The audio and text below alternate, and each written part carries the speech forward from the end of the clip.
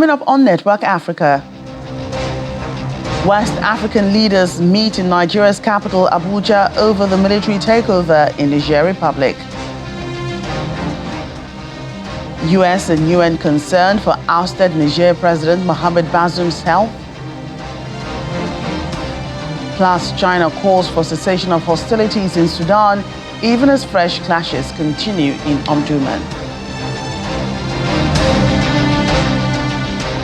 Hello and welcome to the program. I'm Joke Rogers here in Lagos. And we begin with news coming out of the nation's capital, Abuja, where leaders from West African bloc ECOWAS held a meeting on the coup in Niger Republic. The second ECOWAS extraordinary summit comes after the Niger military junta defied a 24-hour ultimatum to restore the democratically elected president, Mohamed Bazoum. It was also an avenue to review the last meeting and identify the progress made following the military takeover. Nigerian President and Chairman of ECOWAS, Bola Tinubu, emphasized that diplomatic solution is still the only way forward to put an end to the coup d'etat in Niger, assuring that peace and stability will be restored to the country. Today's summit provides a significant opportunity for meticulously reviewing and assessing the progress made since our last gathering. It is essential to evaluate the effectiveness of our interventions and identify any gaps or challenges that may have hindered progress. Only through this comprehensive assessment can we collectively chart a new sustainable path towards lasting peace, stability, and prosperity in Niger. More so, in reaffirming our relentless commitment to democracy, human rights, and the well-being of the people of Niger, it is crucial that we prioritize diplomatic negotiations and dialogue as the bedrock of our approach. We did. It is our duty to exhaust all avenues of engagement to ensure a swift return to constitutional governance in Niger. More specifically, as leaders of our respective nations, we must recognize that the political crisis in Niger not only poses a threat to the stability of the nations, but also has far-reaching implications for the entire West African region.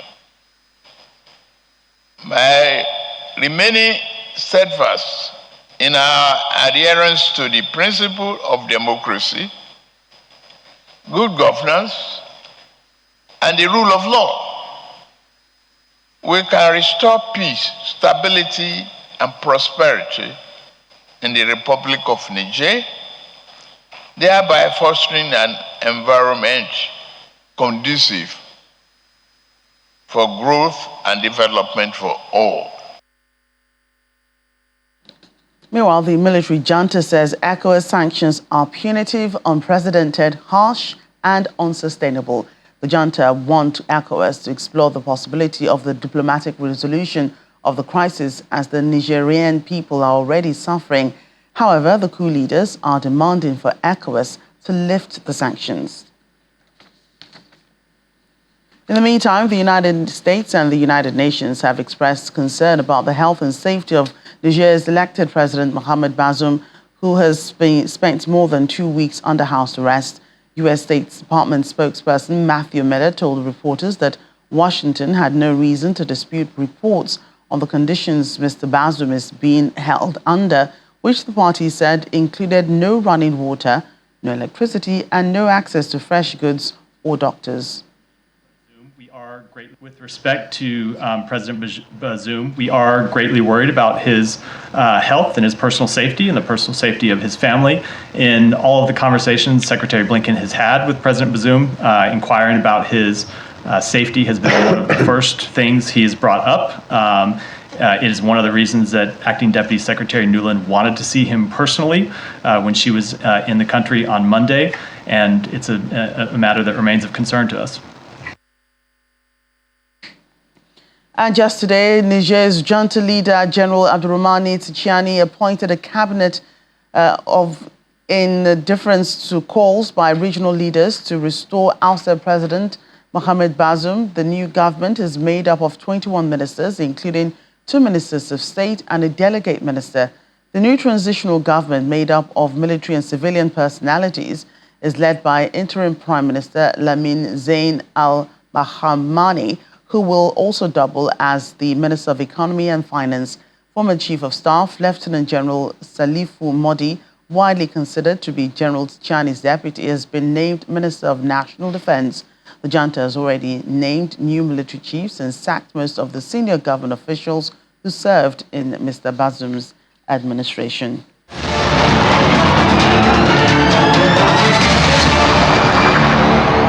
Away from Niger Republic, Sudanese armed forces fired towards positions held by the Rapid Support Forces in central Omdurman in a battle to cut off access to the area from the rival. The situation remains worrying in Sudan, a country hit by conflict between the army and rival military factions since April. The Sudanese army stepped up its efforts to advance into the capital, Khartoum, triggering some of the most violent clashes since the crisis began.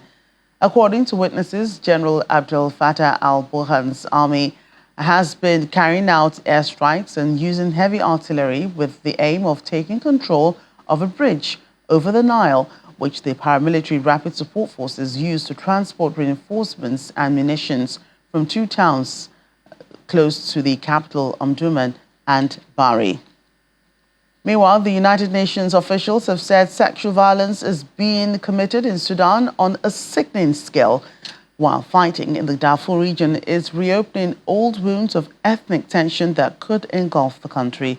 War broke out in April last year, 4 years after the overthrow of former President Omar al-Bashir during a popular uprising. Tensions between the army and the paramilitary Rapid Support Forces, which jointly staged a coup in 2021, erupted over disagreements about a plan to transition to civilian rule. Nearly 4 months into this conflict, millions of people remain trapped in a humanitarian calamity that continues to grow. More than 4 million people have now fled their homes, 3.2 million people displaced internally in the country, and close to 900,000 people who have crossed the border into Chad, Egypt, South Sudan, and other countries. The Sudanese armed forces and the Rapid Support Forces both ordered residents to leave their homes in a part of Omdurman, declaring it an area of operations. The parties have exacted tremendous suffering on the people of the Darfur region. The fighting in Darfur continues to reopen the old wounds of ethnic tension of past conflicts in the region. The humanitarian impacts are made worse by credible evidence to suggest serious violations of international humanitarian law by both the SAF and the RSF, which could amount to war crimes and crimes against humanity. It's been over 100 days since fighting broke out between the Sudanese armed forces and Rapid Support Forces. And in that time, senseless violence has wrought unthinkable suffering. The situation has become, in the words of a doctor from Khartoum, a living hell. A living hell.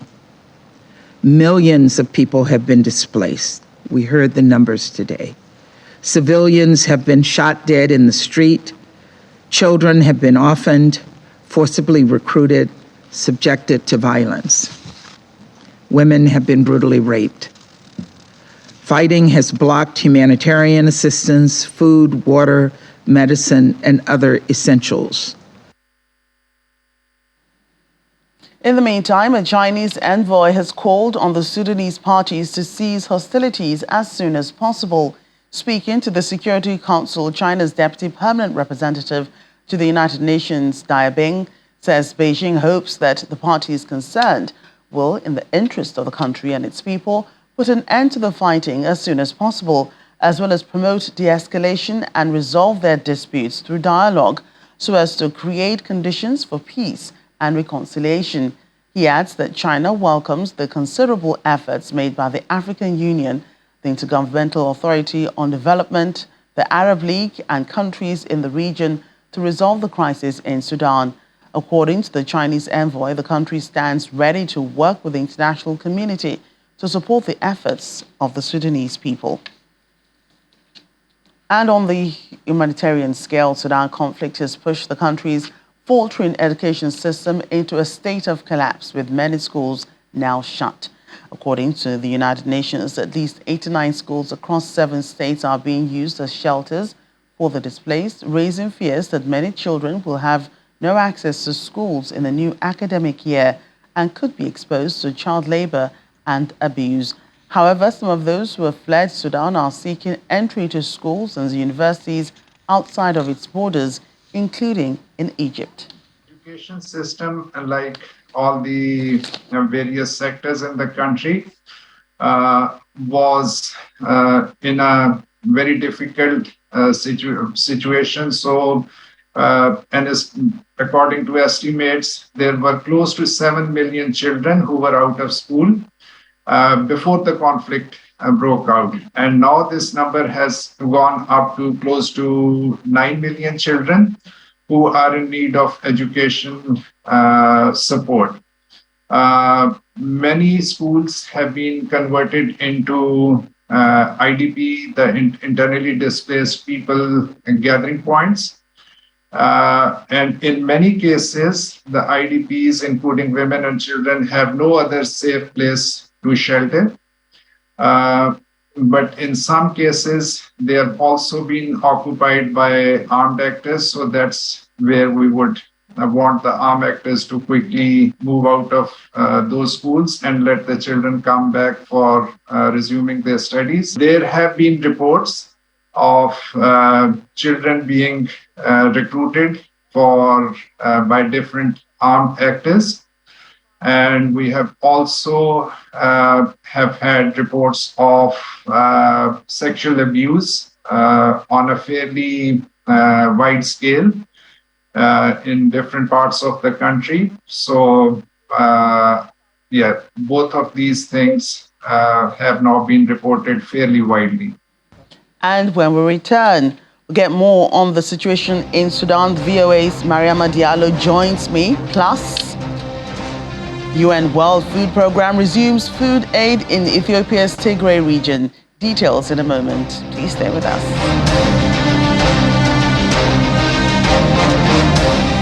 Welcome back to the program. Let's get more on the Sudan situation, and the VOA's correspondent Mariama Diallo joins me now from Nairobi, Kenya. Mariama, good to see you again. Great to see you, and thanks for having me once again. Sorry. So we're hearing of fresh clashes and fires in Omdurman, Sudan. What more can you tell us about this new situation?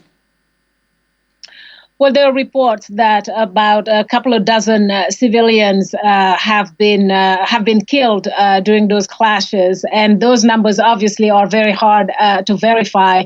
But that's what we're hearing. That both parties, whether it's the RSF, the Rapid Support Forces, or the Sudanese Army, have launched attacks in there against each other. Basically strikes with heavy weaponry, heavy, with tanks and all that stuff that's been happening there. And what we're hearing is that also on both sides, the Rapid Support Forces, the Sudanese Army actually first was saying that in that operation in Omdurman, they think that they've killed about 100 RSF forces. And on the other side, the Rapid Support Forces are also saying that in that operation, they've killed over 100 Sudanese army, Sudanese military, Sudanese military, and that maybe they've had 300 of them wounded. So obviously, all that information is hard to verify. Both sides, each side, basically has their say, and they are saying that this is what's happening. But obviously, the clashes have intensified there in the past few days, and as you've heard, you've seen it actually with that UN testimony when they're talking about basically both sides asking the population to leave that area because considering it, an area of operation at this point. Right, and Mariama, many have tried to help Sudan resolve this crisis. Many have called, have demanded, have appealed for both sides to sheathe their swords. China is one of those calling for the conflict to be resolved, even as the Sudanese forces and the RSF have repeatedly failed to come to the negotiating table. Do you think that they will adhere to China's call? Well, I think at this point, after 4 months of war, as you've said, after just basically the entire world has tried to get these two generals to lay down their arms and have been unsuccessful, I think some people will welcome this new involvement, this new call from China asking the two parties to basically cease hostilities. What I've noticed is that, though, I know that the Chinese envoy praised some of the efforts from, let's say, the Intergovernmental Authority, the IGAD bloc. They've praised other partners, the African Union, and also, countries like Egypt that have been involved in negotiating and mediating this crisis. I didn't see anywhere where they actually included the United States in that, because when you remember the first ceasefires, the first few, although they were unsuccessful, were brokered by Egypt, basically by Saudi Arabia and the United States. So I didn't see that, but I think a lot of analysts at this point will probably welcome it. Others will wonder why now, after basically 4 months into the war, and as we've heard from that UN testimony from Miss Greenfield, Ambassador Greenfield, to the other UN envoys who have been working in the region in Sudan, basically sound the alarm of the number of refugees that this war has created, the number of people who have died, the number of IDPs, the internally displaced people that sometimes we don't even talk about as much because they have nowhere to go. The fact that international aid has been halted in many cases, cannot get in. Just basically the seriousness of the situation in Sudan, in the past 4 months. So why now? That's the question. But I think at this point, people will probably just welcome anybody who can broker peace between these two generals. 4 months into it, I can't even imagine, just for people who are inside the country right now. Yeah, and the devastation, of course, has forced many people to flee. Some of the most affected women and children. Children are not out of schools. We reported earlier, schools have been shut. And, there are other social amenities that are not available. So what alternatives are people turning to in terms of carrying out or carrying on with their daily lives amid the bloodshed? I think that's very hard to answer, because the fact that, at this point, you don't have a lot of kind of people going in and going out. Even when you talk about the international aid, where they cannot get it into the country. So if there are no witnesses to what's happening, it's very hard to report on exactly what's happening. But I have to say, the atrocity is there. The reports are coming out. Some of the stuff that's happening is being seen. So that the people who are stuck in the country are, I'm sure, their daily, what they do on a daily basis is basically to try not to die that day. I mean, I'm sorry to say that, but when you look at these, the launching, the strikes, the attacks, you can only imagine with the heavy weaponry And you can only imagine if I lived there at this point, all I would do, the first thing is just to shelter, to basically make sure that my family and I are safe, that we survive one more day. And by surviving, it's not just ducking the weapons. It's also being able to eat, being able to shower, being able to have electricity. And if you're sick or a member of your family is sick, you can take them to a hospital or go to see a doctor. But those are inexistent at this point, or even if they exist, there are not a lot of them. So I can only imagine what the people who are in Sudan, what they are going through, and you can't put it in words at this point. Mariama, thank you for your time today. Thank you for having me.